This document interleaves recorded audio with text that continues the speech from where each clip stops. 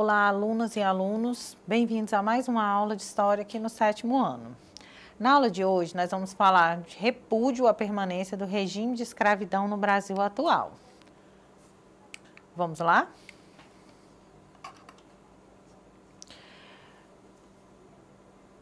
A gente, vivenciou no Brasil o regime de escravidão, que durou aí aproximadamente 300 anos. Hoje, no Brasil da atualidade, a gente ainda observa a permanência desse regime de escravidão no Brasil atual. O trabalho escravo no Brasil atual. O Brasil foi a última nação do mundo ocidental a abolir o trabalho escravo de forma oficial, o que ocorreu no final do século XIX. No entanto, em termos práticos, esse problema continua a existir nos dias atuais. Informações recentes estimam a ocorrência de 200 mil trabalhadores no país vivendo em regime de escravidão. Segundo dados do Índice de Escravidão Global, elaborado por organizações não governamentais, ligadas à Organização Internacional do Trabalho, a OIT.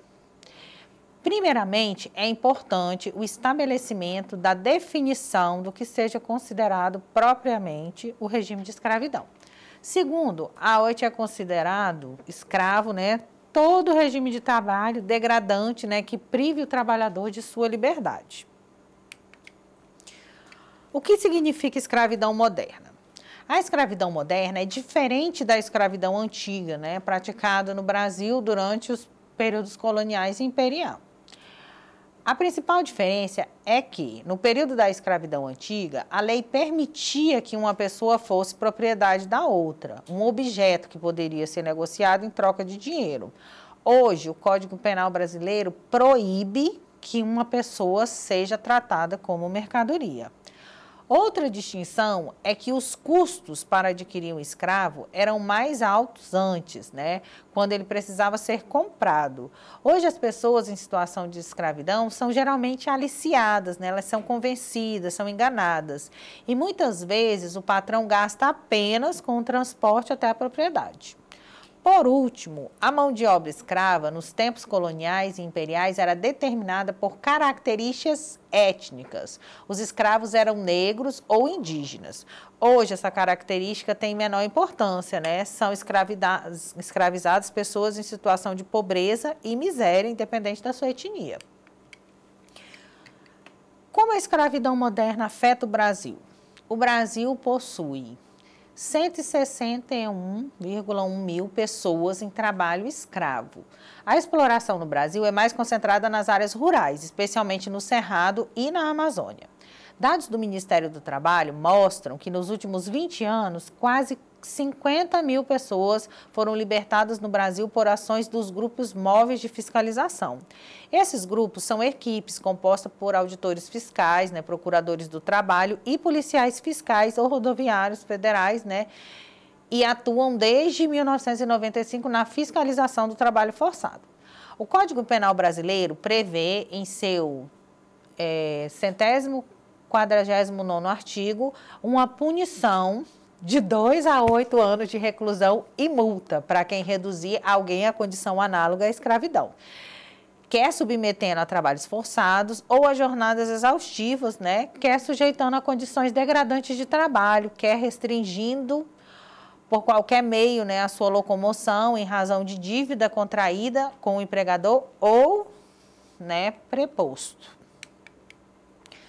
Como ações que caracterizam o trabalho escravo, o Código Penal cita, cercear o uso de qualquer meio de transporte por parte do trabalhador com o fim de retê-lo no local de trabalho, manter vigilância ostensiva no local de trabalho, se apoderar dos documentos pessoais do trabalhador com o fim de retê-lo no local de trabalho. Além disso, a lei estabelece também um aumento de metade da pena se o crime for cometido contra criança ou adolescente, ou ainda motivado por preconceito de raça, cor, etnia, religião ou origem. Há ainda em vigor no país o segundo Plano Nacional para a Erradicação do Trabalho Escravo, elaborado pela Comissão Nacional de Erradicação do Trabalho Escravo, CONATRAE, formado por diversas instituições governamentais, internacionais e da sociedade civil, onde buscam realizar ações para combater e prevenir o trabalho escravo no Brasil. A gente observa aí, né, o mapa do trabalho escravo no Brasil. A gente percebe aí, em negro, né, marcado uma incidência grande, né, de focos de trabalho escravo ao longo do Brasil. A gente tem aí também, né, situações de semi-escravidão, né, e de trabalhos degradantes. Mas quais são, né, as medidas, né, para o combate ao trabalho escravo, né, e o encerramento do ciclo? Existem 3 pontos principais que põem fim ao trabalho escravo. São eles: a prevenção, né, que acontece por meio da educação, da promoção da informação, do associativismo, né, e do cooperativismo, né, para gerar renda, né, centro de comunidades carentes, né, da geração de renda no país, e do acesso à terra, né, dentro das zonas rurais. Segundo, a gente tem a assistência às vítimas, né, que inclui a necessidade de alojamento temporário, né, o pagamento de direitos por meio de processo judicial ou de acordo trabalhista, e a qualificação profissional para aquela pessoa, né, ela não volte, né, ao mesmo estado que ela se encontrava, né, antes do início desse ciclo aí de escravidão.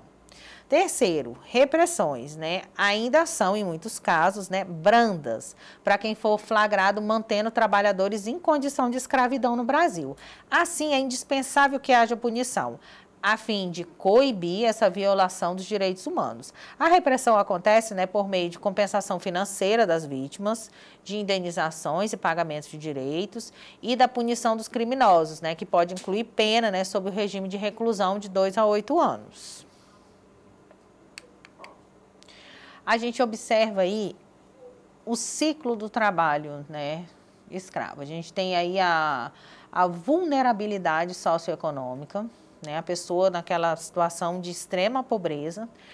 Segundo, a gente tem aí o aliciamento e imigração, né, várias dessas pessoas são convencidas a ir para outros lugares, para outros estados, né, com a promessa de uma vida melhor, né, com aquela pessoa que está aliciando ela, né, pagando o seu transporte. E aí a gente entra aí no trabalho escravo, né, geralmente forçado, aquela pessoa está ali sem saber que entraria nesse ciclo. Tem aí a fuga, né, a fiscalização e a libertação, né, e o pagamento dos seus direitos. É importante perceber que muitas pessoas, né, em situação de extrema pobreza, elas acabam entrando nesse círculo, né, e muitas vezes elas não conseguem sair. Pessoas que vivem, né, em localidades onde não existe condição de emprego, não existe condição de renda, né, essas pessoas que não têm acesso à educação, de lugares remotos, e elas acabam sendo aliciadas por essas pessoas. Existem também, nesse meio do trabalho escravo, várias pessoas, principalmente do sexo feminino, que são aliciadas e colocadas em regime de escravidão também para se prostituírem, né? Elas são vendidas para outros países, né? Ou para outros estados, né? Como escravas sexuais. Esse é um problema que permeia o Brasil ainda nos dias de hoje, né? Como a gente viu aí nos nossos slides, na aula de hoje, a principal medida, né, de combate a essa situação é a educação.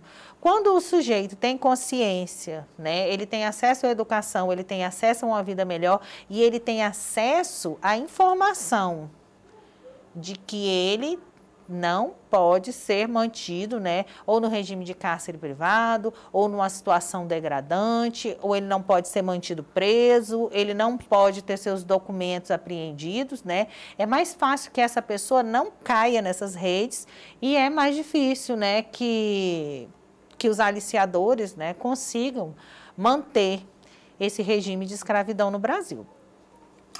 Vamos exercitar o que aprendemos na aula de hoje. Quais os 3 pontos principais que põem fim ao trabalho escravo? Letra A, educação, informação e denúncia. Letra B, prevenção, assistência à vítima e repressão. Letra C, descaso, violência e omissão. Letra D, miséria, desemprego e fome. Letra B, né, prevenção, assistência à vítima e repressão.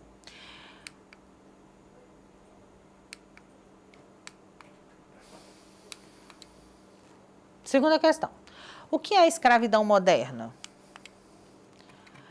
A expressão escravidão moderna é usada para designar as relações de trabalho em que as pessoas são forçadas a exercer uma atividade contra a sua vontade, né, mediante formas de intimidação, como ameaça, detenção, violência física ou psicológica.